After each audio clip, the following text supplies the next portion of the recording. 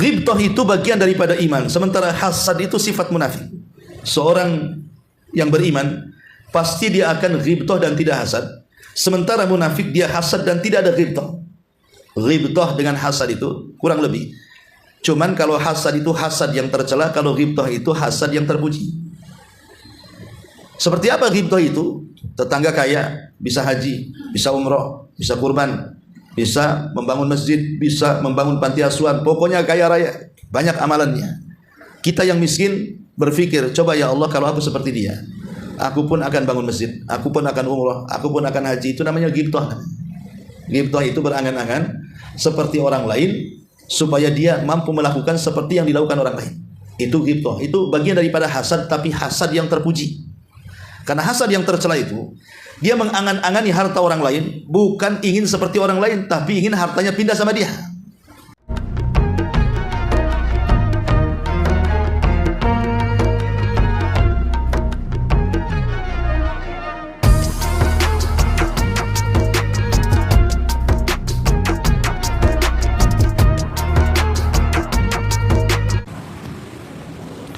Bismillahirrahmanirrahim. Assalamualaikum warahmatullahi wabarakatuh. Alhamdulillah wassalatu wassalamu ala Rasulillah wa ala alihi wa sahbihi wa mawalah wa la hawla wa la quwata illa billahi wa ba'du. Baik, kita langsung saja kita mengkaji surah Al-Baqarah pada ayat ke-204. A'udzubillahi minasyaitonirrajim. Bismillahirrahmanirrahim. Wa minan nasi may yu'jibuka qawluhu fil hayati dunya wa yushhidullah ala ma fi qalbihi wa huwa aladul khisam. Wa idza tawalla sa'a fil ardi liyufsida fiha wa yuhlikal hartha wan nasl wallahu yuhibbul fasad. Wa idza qila lahu ittaqillaha akhadathul 'izzatu bil 'ithmi fa hasbuhu jahannam wa la bi'sal mihad. Di antara sebagian manusia ada yang pembicaraannya tentang kehidupan dunia sangat mengagumkan dirimu wahai Muhammad, dan dia menjadikan Allah sebagai saksi atas kebenaran isi hatinya, padahal dia adalah penentang yang paling keras. Apabila berpaling dari engkau atau berkuasa, dia berusaha untuk berbuat kerusakan di bumi serta merusak tanam-tanaman dan ternak. Allah tidak menyukai orang-orang yang suka merusak. Apabila dikatakan kepadanya, bertakwalah kepada Allah, tiba-tiba bangkit kesombongannya yang menyebabkan dia berbuat dosa lebih banyak lagi, maka cukuplah balasan baginya neraka jahanam. Sungguh neraka jahanam itu seburuk-buruk tempat tinggal. Ma'asyiral muslimat yang dimuliakan Allah Subhanahu wa taala. Di sini Allah Subhanahu wa taala hendak membicarakan tentang sifat orang-orang munafik, di mana manusia itu terbagi menjadi tiga. Ada yang beriman, ada yang kafir, dan tengah-tengahnya ada munafik. Lah di antara ciri-ciri munafik di sini Allah Subhanahu wa taala mengatakan, wa minan nas man yu'jibuka qawluhu fil hayatid dunya wa yushhidullah ala ma fi qalbihi wa huwa aladul khisam.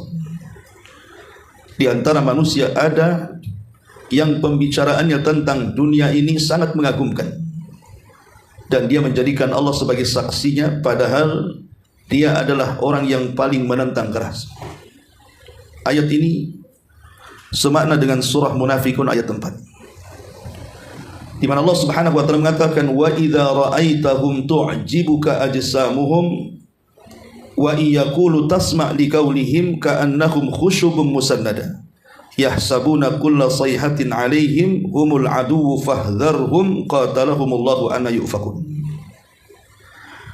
Dan apabila engkau melihat mereka orang-orang munafik, tubuh-tubuh mereka menjadikan kamu kagum, karena mereka selalu bicara mengagumkan di hadapan orang. Dan jika mereka berkata, kamu mendengarkan perkataan mereka, mereka adalah seakan-akan kayu yang tersandar. Mereka mengira bahwa tiap-tiap teriakan yang keras ditujukan kepada mereka, mereka itulah musuh yang sebenarnya. Maka waspadalah terhadap mereka. Semoga Allah membinasakan mereka. Bagaimanakah mereka sampai berpaling dari kebenaran? Atau semakna dengan surah Al-Munafikun ayat yang pertama, idza ja'akal munafiquna qalu nashhadu innaka la rasulullah wallahu ya'lamu innaka la rasuluhu wallahu yashhadu innal munafiqina lakadzibun.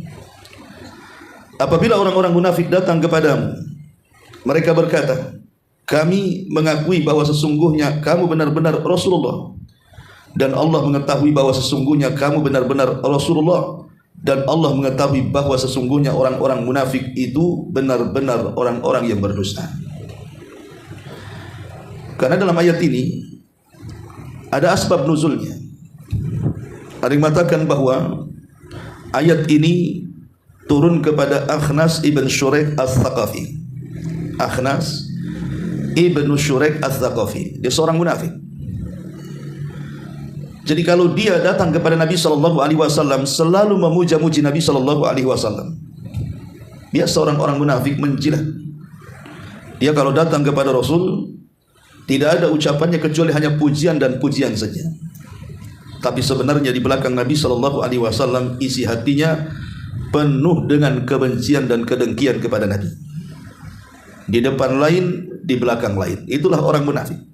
La ilaha ula wa la ilaha ula. Tidak masuk kepada orang-orang yang beriman, tidak juga menjadi kafir. Dia tengah-tengah. Nah, di sini Allah mengatakan wa minan nas, dan min di sini maksudnya sebagian. Tidak semua manusia. Alhamdulillah.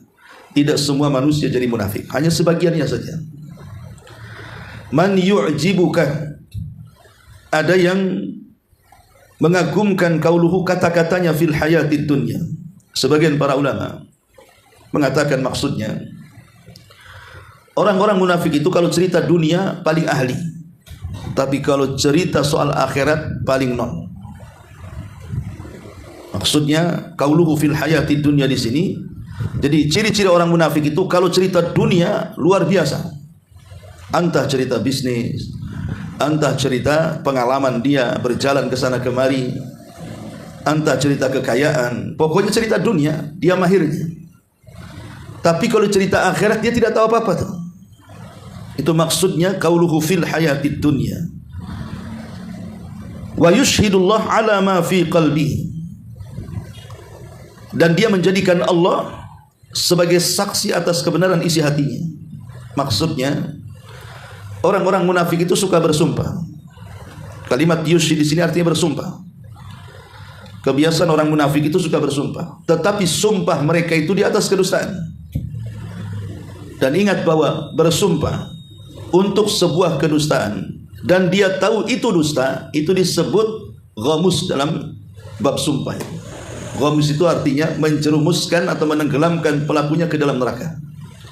Sumpah yang menenggelamkan pelakunya ke dalam neraka disebut halif al-ghamus namanya. Maksudnya halif al-ghamus itu orang yang bersumpah yang menenggelamkan orangnya ke dalam neraka adalah orang yang bersumpah atas nama Allah untuk kedustaan dan dia tahu itu dusta. Ini bahaya. Seperti mamanya seseorang mengatakan, demi Allah saya tidak begini dan begitu. Dia tahu kalau dia melakukannya, tapi dia mengingkarinya. Itulah alamatul munafikin yang disebutkan oleh Nabi SAW, bahwa alamatul munafikina thalathun. Idza haddatha kadzab. Kalau dia bicara suka dusta. Bahkan dustanya orang-orang munafik itu seperti iblis, dengan membawa-bawa sumpah atas nama Allah Subhanahu wa taala untuk kedustaan. Iblis kan begitu ketika dia menggoda Nabi Adam alaihi salatu wassalam dengan was-was biasa, tidak mempan. Akhirnya kemudian iblis pun mulai dengan cara bersumpah. Makanya Allah mengatakan wa qasamahuma inni lakuma laminan nasihin. Iblis pun bersumpah di hadapan Adam dan Hawa bahwa dirinya adalah seorang pemberi nasihat. Karena Adam alaihi salatu wasallam sebelumnya belum pernah mendengar ada orang bersumpah untuk sebuah kedustaan, apalagi di alam para malaikat. Disangkanya ucapan iblis benar. Makanya kemudian Adam mengikuti was-was daripada syaitan. Dimakannya buah larangan itu. Lah orang-orang munafik kurang lebih seperti itu. Jadi mereka mengambil nama-nama Allah Subhanahu wa taala dijadikan sumpahnya, tetapi bukan untuk menguatkan kejujuran, tapi untuk menguatkan kedustaan, dan dia tahu dia sedang berdusta. Inilah orang-orang munafik. Wa yushhidullah ala ma fi qalbihi. Dan dia menjadikan Allah sebagai saksi atas kebenaran isi hatinya. Maksudnya dia menggunakan sumpah atas nama Allah untuk membenarkan kedustaannya. Tetapi Allah mengatakan wa huwa aladdul khisam. Sementara dia orang munafik itu adalah penentang yang paling keras terhadap Islam. Karena memang orang munafik itu secara definisi sendiri, munafik itu artinya kan menampakkan keislaman, menyembunyikan kekufuran. Dia tampakkan keislamannya, tapi dia sembunyikan kekufurannya. Sehingga disebut munafik itu karena diambil dari kata-kata nafak. Nafak itu artinya lubang yang mengarah ke sebuah tempat, yang kemudian masuk dari satu lubang, keluar dari lubang yang lainnya. Itulah munafik, masuk Islam lewat lubang lisannya, tapi keluar dari Islam lewat lubang hatinya. Tampaknya lisannya seolah-olah dia muslim, tetapi hatinya menyembunyikan banyak kekufuran dan kebencian kepada Islam. Itu disebut wa huwa aladdul khisam. Padahal dia adalah orang yang paling menentang dan yang paling keras penentangannya. Ma'asyiral muslimat yang dimuliakan Allah Subhanahu wa taala, orang-orang munafik di zaman Nabi itu terjadi pada periode Madinah. Karena di Mekah itu selama 13 tahun tidak ada orang munafik. Di Mekah itu cuma ada dua kelompok saja, mukmin dan musyrik, atau mukmin dan kafir. Kenapa di Mekah itu kok tidak ada orang munafik? Karena kita tahu bahwa sebab orang menjadi munafik itu dikarenakan Islam kuat. Tapi kalau Islam lemah, tidak perlu lagi jadi munafik, jadi kafir sajalah. Karena Islam lagi lemah. Lah, begitulah di Mekah Islam lagi lemah, makanya tidak ada orang munafik, semua kafir. Lah ketika kemudian Nabi SAW hijrah dari Mekah ke Madinah, mulai menguat Islam di sana, apalagi setelah pertempuran Badar dimenangkan kaum muslimin, mulailah kemudian orang-orang kafir ini, kalau dia tetap di atas kekafirannya, maka terancam nyawa, jiwa dan keluarga serta hartanya. Makanya akhirnya untuk menyelamatkan nyawa, kemudian jiwa, harta dan keluarganya, harus pura-pura masuk Islam supaya selamat. Makanya di Madinah akhirnya terpecah manusia yang tadinya di Mekah hanya dua kelompok muslim dan kafir, bertambah satu kelompok lagi namanya munafik. Ma'asyiral muslimat yang dimuliakan Allah Subhanahu wa taala. Kemudian di sini Allah Subhanahu wa taala mengatakan wa idza tawalla sa'a fil ardi liyufsida fiha wa yuhlikal hartha wan nasl. Wallahu yuhibbul fasad. Apabila berpaling dari engkau atau berkuasa, maka dia berusaha untuk berbuat kerusakan di permukaan bumi, serta merusak tanam-tanaman dan ternak-ternakan, dan Allah tidak suka dengan kerusakan. Ma'asyiral muslimat yang dimuliakan Allah Subhanahu wa taala, inilah di antara bahaya orang munafik. Mereka selalu melakukan kerusakan di permukaan bumi. Anehnya, setiap kali mereka melakukan kerusakan, mereka menganggap mereka sedang memperbaiki. Wa idza qila lahum la tufsidu fil ardi qalu innama nahnu muslihun. Jadi kalau dikatakan kepada orang munafik, jangan kalian merusak, justru mereka berkilah dan mengatakan, kami tidak sedang merusak, kami sedang memperbaiki. Begitulah mental orang-orang munafik. Mereka tidak mengakui apa yang telah mereka lakukan, dan mereka berkilah bahwa mereka sedang melakukan perbaikan, tapi hakikatnya mereka sedang merusak. Dan itulah umumnya orang-orang munafik. Apalagi di zaman sekarang kan, munafik itu sudah berani terang-terangan. Di zaman Nabi itu susah untuk diketahui mana munafik mana tidak, karena orang-orang munafik di zaman Rasul itu menutup rapi, jangan sampai Rasul dan para sahabat tahu. Kalau bukan karena Allah yang memberitahu, Rasul tidak tahu mana munafik mana sahabat. Tapi di zaman sekarang ini terang-terangan munafik ini. Mereka merusak Islam, tapi mereka mengatakan ini bagian daripada Islam. Seperti contohnya orang-orang liberal yang mengatakan semua agama sama, semua agama pasti masuk surga, semua agama berbeda-beda jalan tapi satu tujuan, ke surga Allah Subhanahu wa taala. Dan banyak lagi perkataan mereka. Dan mereka mengatakan inilah Islam yang moderat, inilah Islam yang sesungguhnya. Tapi sesungguhnya mereka sedang merusak Islam, karena tidak sama Yahudi dengan Muslim, atau dengan Islam, Nasrani dengan Islam, Hindu dengan Islam, dan begitu seterusnya. Bagaimana akan disamakan satu agama tauhid, satu agama yang tegak di atas kesyirikan? Tidak sama orang yang mengatakan Uzair anak Allah, Isa anak Allah, malaikat-malaikat putra Allah, dengan orang yang mengatakan Qul huwallahu ahad, Allahus samad, lam yalid walam yulad walam yakul lahu kufuwan. Tidak akan sama. Bagaimana akan disamakan? Yang satunya menetapkan bagi Tuhan anak, yang satu mengingkari bahwa Tuhan beranak. Ma'asyiral muslimat yang dimuliakan Allah Azza wa Jalla. Atau terang-terangan orang yang mengatakan bahwa kita ini bebas memilih semua agama. Mau Islam boleh, mau Yahudi boleh, mau Hindu boleh, Buddha boleh, terserah, kita ini bebas. Lah, kata-kata seperti ini merusak. Karena bagaimanapun Allah mengatakan inna dina indallahil Islam, agama yang paling diridhai Allah itu hanya di sisi Allah itu hanya Islam saja. Setelah kedatangan Nabi SAW, tidak layak Yahudi ataupun Nasrani memegang agama mereka, kecuali mereka harus beriman dengan Nabi kita Muhammad SAW. Jadi kata-kata seperti ini sering kita dengar. Kita bebas memilih agama. Tidak, kita tidak bebas. Kita harus memilih Islam sebagai agama kita. Ataupun mengatakan boleh seseorang itu mencampur adukan pemahaman agama kita dengan agama yang lain. Toh juga sama-sama datang dari langit. Mereka punya kitab, kita juga punya kitab. Mereka punya nabi, kita punya nabi. Apa salahnya kita juga mengambil ajaran mereka? Jadi kalimat-kalimat seperti ini adalah kalimat-kalimat yang merusak, dan ini bagian daripada sifat-sifat munafik. Makanya di sini Allah mengatakan wa idza sa'a fil ardi liyufsida fiha wa yuhlikal hartha wan nasl. Apabila berpaling dari engkau dan berkuasa, dia berusaha untuk melakukan kerusakan di bumi serta merusak tanam-tanaman dan ternak. Allah tidak menyukai kerusakan.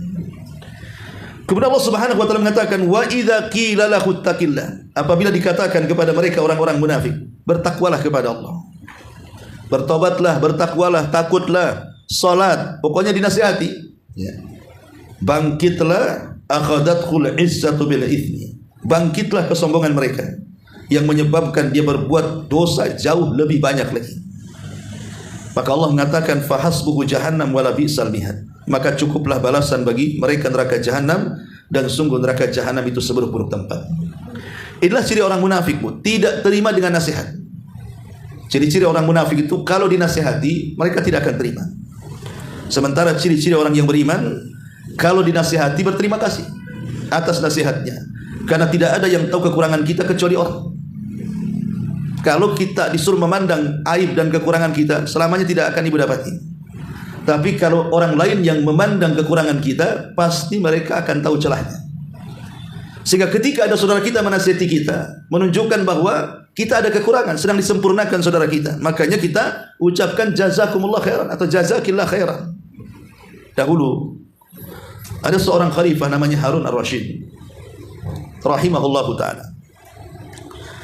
Dia sedang safar dan menaiki kendaraannya. Dia naik di atas unta dan berjalan. Tiba-tiba disetop oleh orang Yahudi dan mengatakan, ya Amiral Mukminin ittaqillah, wahai Amiral Mukminin, bertakwalah kau kepada Allah Subhanahu wa taala. Ini yang ngomong begini Yahudi, bukan Muslim. Mengatakan kepada Khalifah Harun ar-Rasyid, ittaqillah, bertakwalah kau kepada Allah. Apa yang terjadi, Bu? Harun ar-Rasyid berhenti. Kemudian dia turun dari kendaraannya, langsung sujud. Kemudian menangis. Karena ini nasihat takwa, ini bukan nasihat biasa. Lihat kalau nasihat yang baik dari Yahudi saja. Harun ar-Rasyid berterima kasih sudah mengingatkan dia agar senantiasa takut kepada Allah Azza wa Jalla. Tapi lihat para penguasa di zaman sekarang, apabila dinasihati, bukannya malah bertobat, malah berubah kan Bu ya, tapi justru malah arogan, malah menentang, tidak mau menerima nasihat-nasihat baik, masukan-masukan membangun, tidak mau.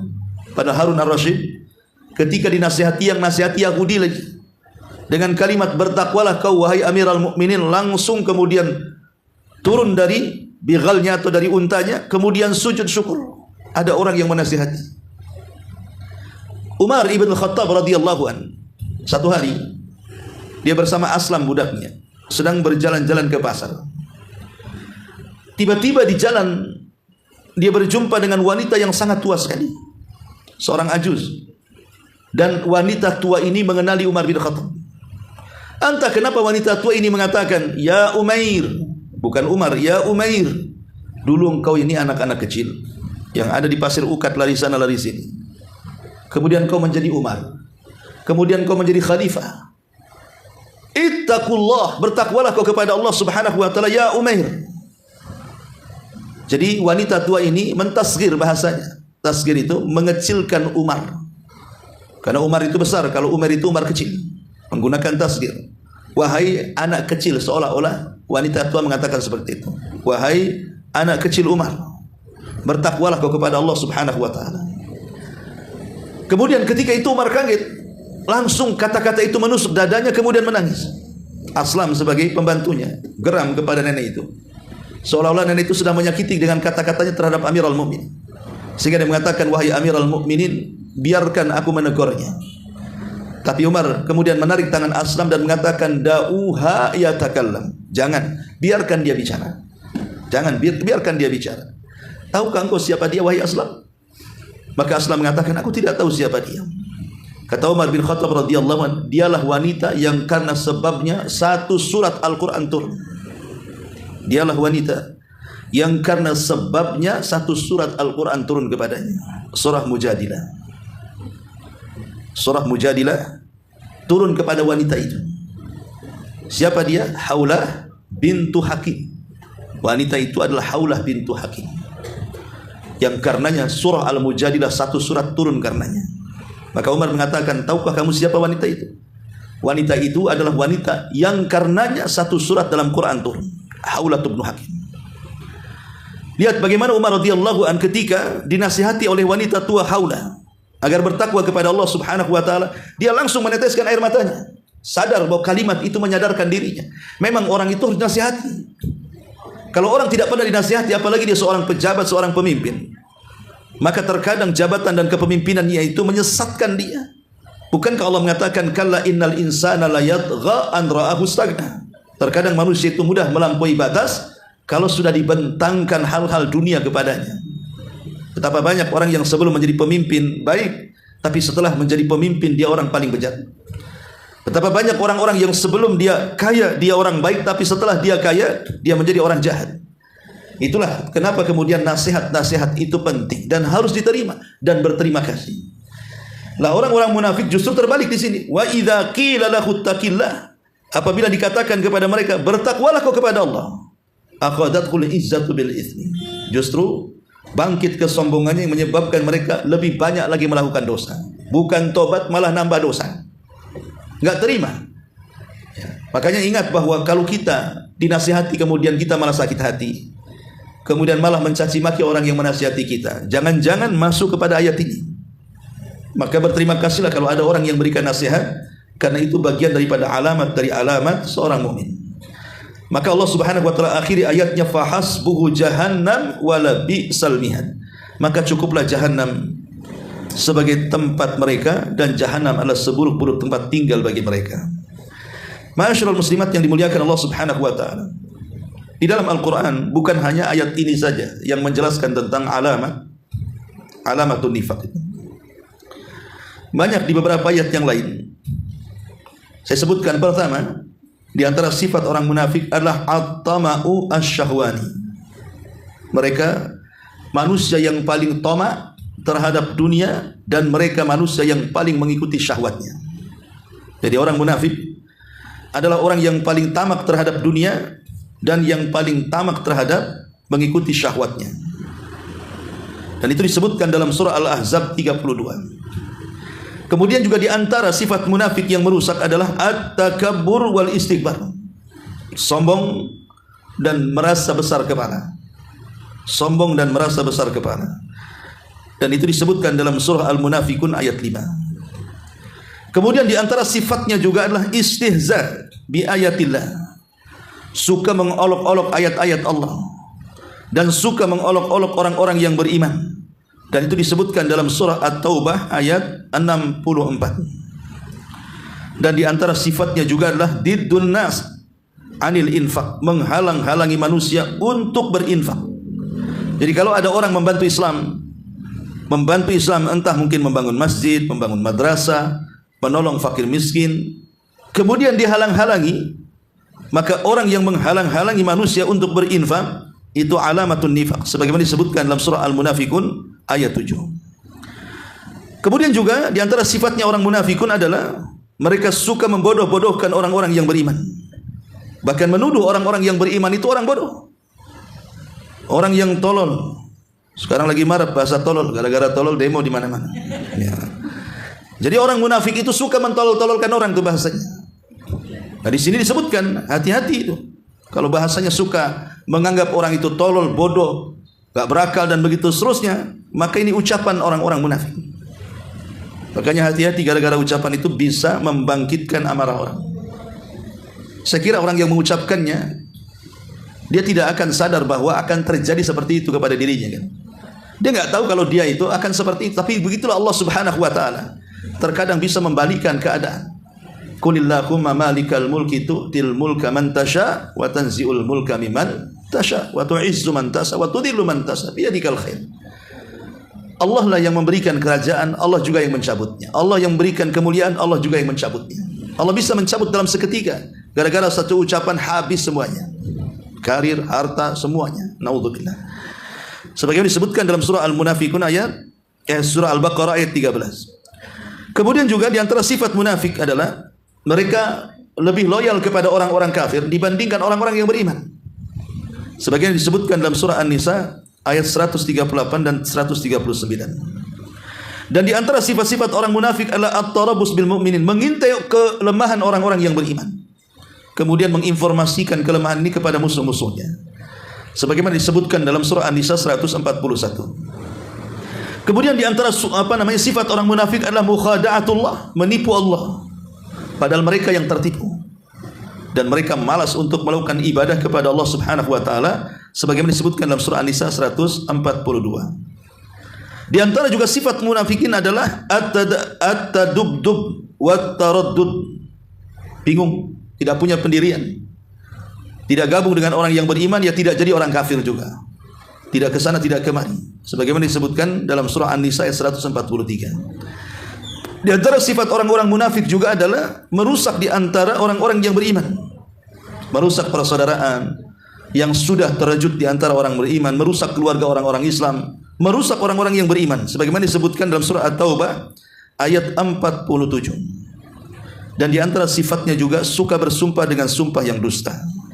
Sebagaimana disebutkan dalam surah At-Taubah 56. Kemudian juga di antara sifat munafikin, mereka suka dipuji sesuatu yang mereka tidak lakukan. Mereka suka pujian dan suka dengan pujian manusia, padahal sebenarnya mereka tidak layak untuk dipuji, tapi mereka suka pujian. Sebagaimana disebutkan dalam surah Al-Imran ayat 188. Kemudian juga di antara sifat munafikin adalah suka mencela amal saleh. Tidak suka dengan orang yang salat, tidak suka orang cingkrang, tidak suka orang cadaran, benci dengan orang-orang yang menutup aurat, benci dengan orang yang suka ke masjid, ke pengajian. Itu orang munafik tuh, ya. Sebagaimana disebutkan dalam surah Taubah 79.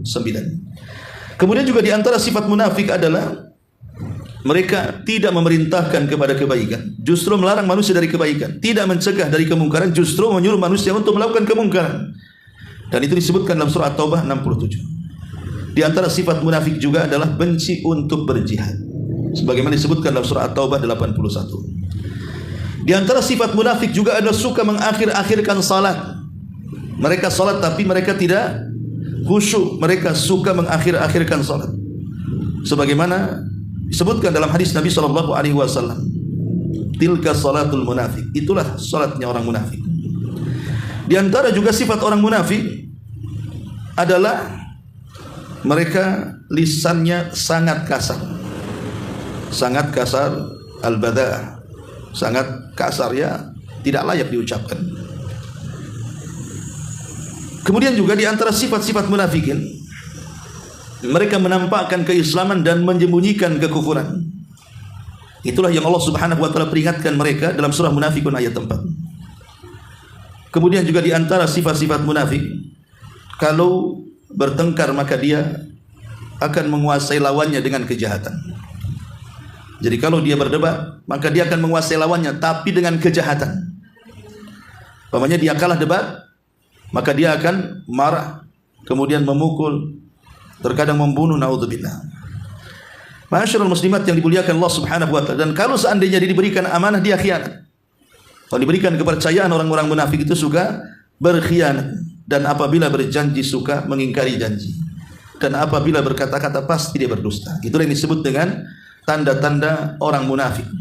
Kalau bicara dusta, kalau diberikan janji tidak ditepati, kalau diberikan amanah tidak amanah, dan kalau dia bertengkar dia melakukan kefajiran. Dan banyak lagi alamat-alamat mereka. Ma'asyiral muslimat yang dimuliakan Allah Azza wa Jalla. Sekarang aqwal as-salaf. Bagaimana perkataan salaf tentang orang-orang munafik?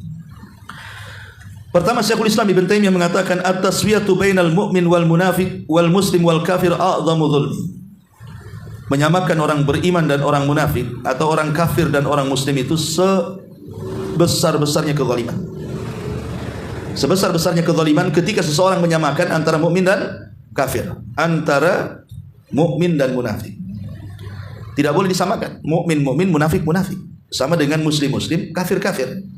Tidak sama. Tidak boleh menyamakan. Karena menyamakan itu sama dengan melakukan kezaliman yang paling besar, kata Syekhul Islam Ibn Taimiyah rahimahullahu taala. Kemudian juga berkata Fudail ibn Iyad rahimahullahu taala, al-ghibtatu minal iman wal hasadu minan nifaq. Wal mu'min yaghbit wa la yahsid, wal munafiq yahsid wa la yaghbit. Ghibtah itu bagian daripada iman, sementara hasad itu sifat munafik. Seorang yang beriman pasti dia akan ghibtah dan tidak hasad, sementara munafik dia hasad dan tidak ada ghibtah. Ghibtah dengan hasad itu kurang lebih. Cuman kalau hasad itu hasad yang tercela, kalau ghibtah itu hasad yang terpuji. Seperti apa ghibtah itu? Tetangga kaya, bisa haji, bisa umroh, bisa kurban, bisa membangun masjid, bisa membangun panti asuhan, pokoknya kaya raya, banyak amalannya. Kita yang miskin berpikir, coba ya Allah kalau aku seperti dia, aku pun akan bangun masjid, aku pun akan umroh, aku pun akan haji. Itu namanya ghibtah. Ghibtah itu berangan-angan seperti orang lain supaya dia mampu melakukan seperti yang dilakukan orang lain. Itu ghibtah. Itu bagian daripada hasad, tapi hasad yang terpuji. Karena hasad yang tercela itu, dia mengangan-angani harta orang lain, bukan ingin seperti orang lain, tapi ingin hartanya pindah sama dia.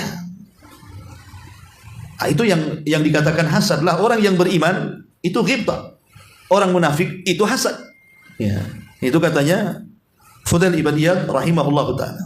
Jadi kalau seandainya kita memandang orang, tidak suka orang senang, tidak suka orang kaya, tidak suka orang sukses, nah ini hati-hati, itu nifak. Tapi kalau seandainya dia senang saudaranya kaya, dia senang saudaranya sukses, kemudian dia mengatakan, ya Allah, aku juga berikanlah sukses seperti yang Allah kau berikan kepada dia, itu namanya ghibtah. Ini dikatakan oleh Fudail ibn Iyad. Kemudian juga berkata Fudail ibn Iyad dalam perkataan yang lain, al-mu'min yastur wa ya'id wa yansah, wal fajir wal munafiq yahtak wa yu'ayyir wa yubshi. Kata Fudail ibn Iyad, orang yang beriman itu suka menutup aib saudaranya, suka menasihati saudaranya, dan suka memberikan arahan kepada saudaranya. Sudah ditutup aibnya, dinasihati dan diarahkan. Tapi orang munafik suka membongkar aib saudaranya, mencacati aib saudaranya, dan menyebar aib saudaranya. Itulah bedanya orang mukmin munafik. Jadi kalau orang mukmin, kalau saudaranya punya kesalahan, dia akan tutup kesalahannya. Bukan hanya ditutup, dinasihati dan diarahkan, supaya dia menjadi lebih baik lagi dan bertobat. Dan orang tidak tahu kesalahan dia supaya tidak malu. Sebab satu aib saja terbongkar, malunya naudzubillah orang itu. Kemudian orang munafik, kata Fudail ibn Iyad, sukanya justru tidak menutup aib, membongkar aib. Bukan hanya dibongkar, tetapi juga diburuk-burukan dan disebar-sebarkan.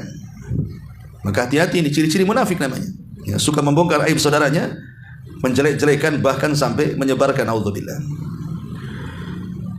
Kemudian berkata Sumaid ibn Ajlan al-Basri rahimahullahu taala, al-munafiq yabki min ra'si fa amma min qalbihi fana. Orang munafik kalau menangis hanya sebatas di kepala, tidak sampai ke hati.